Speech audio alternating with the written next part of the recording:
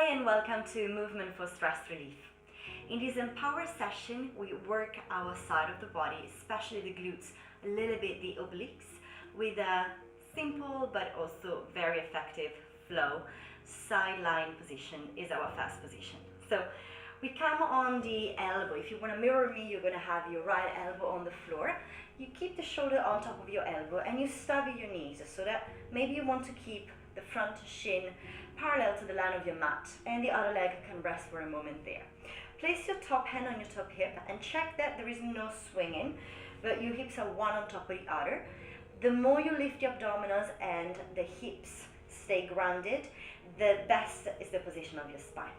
So begin lifting your knee all the way up and then flexing your foot.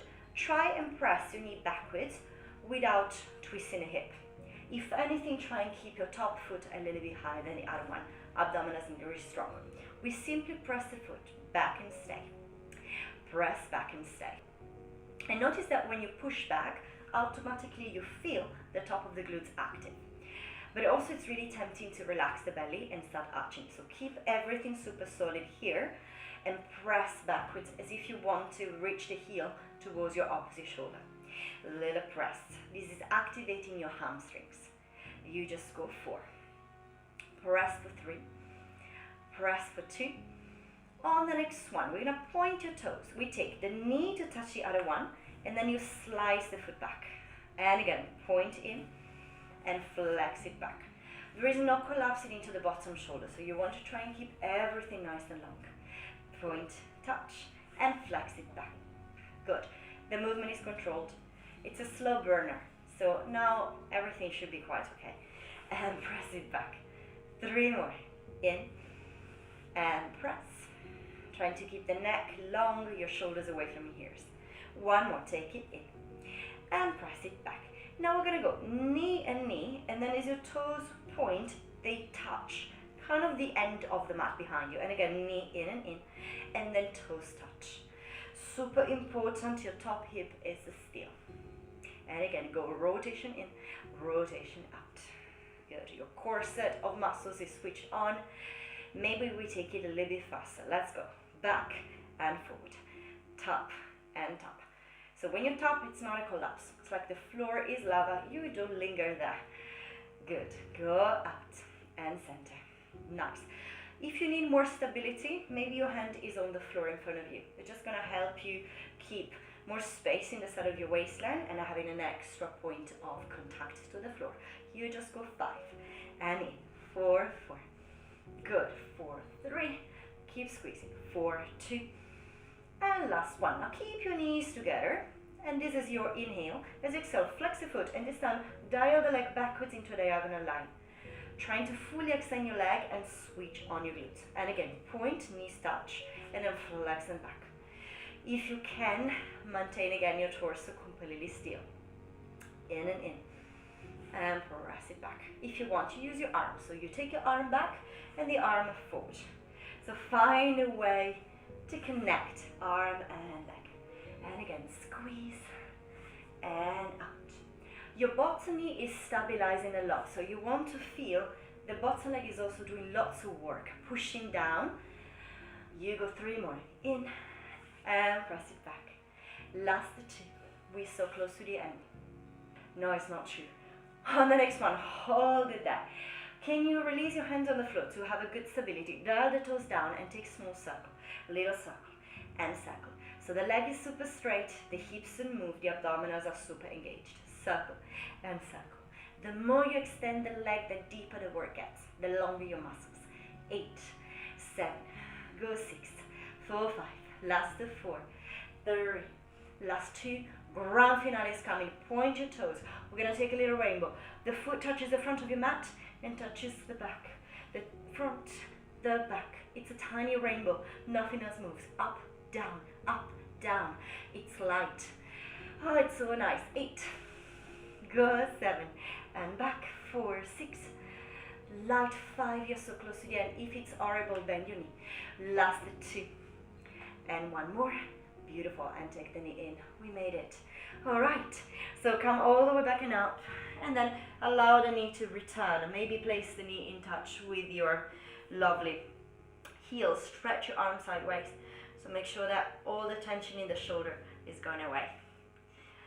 Good. Then you're gonna cross the knee behind the other and then release your spine. You can come into a figure 11 shape on the floor and then maybe twist. Look over to your left shoulder or right shoulder if you're mirroring me. So feel that you're stretching slightly the bottom leg, you are lengthening the lower back. And then when you're ready, come all the way back and up. Take this leg that worked across and let's come into a seated twister. So press your sit bones on the floor and then lengthen through your spine and twist over to your left side. If this doesn't work, you can lengthen the bottom leg.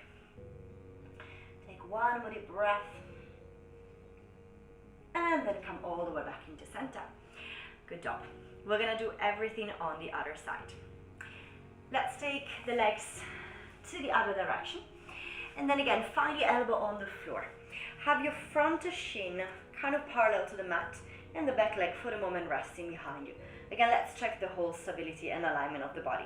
You want to lift the ribcage off the floor so there is no collapsing in your shoulders. You draw the abdominals in and try and maintain your neck long.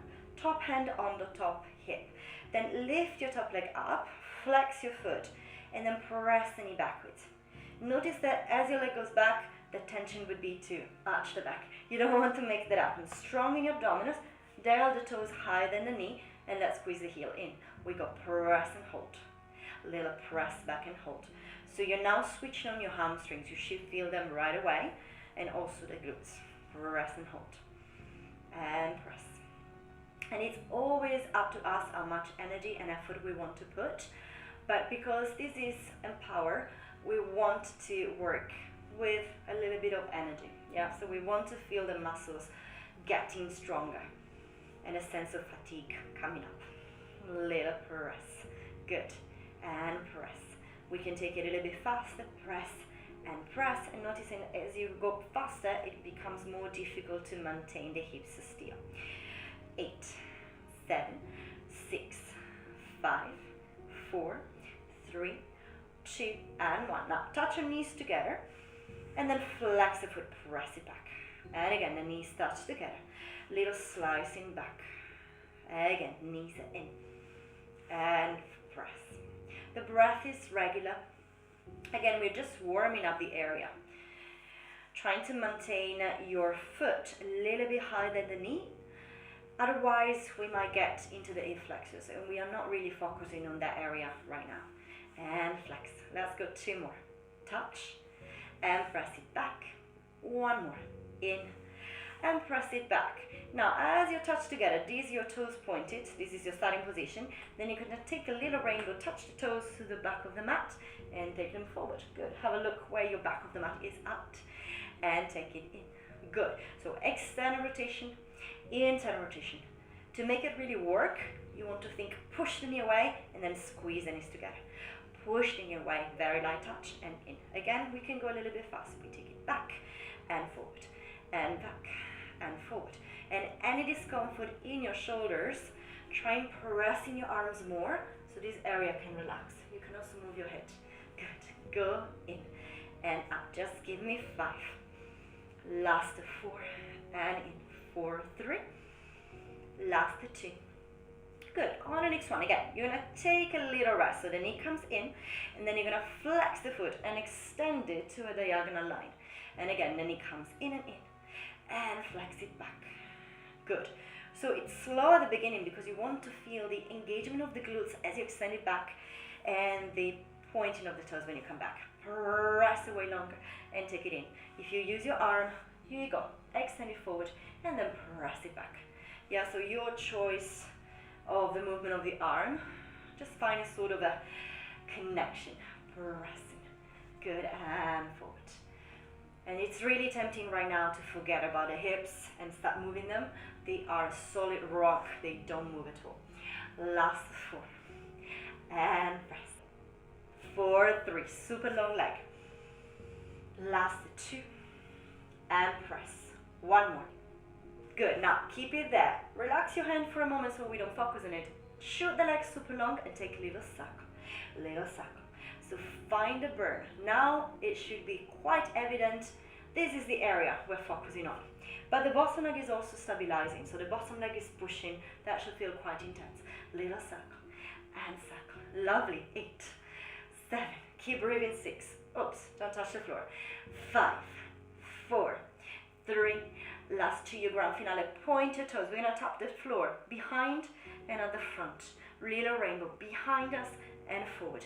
If it feels horrible, your knees can be bent. You're gonna mimic the same length.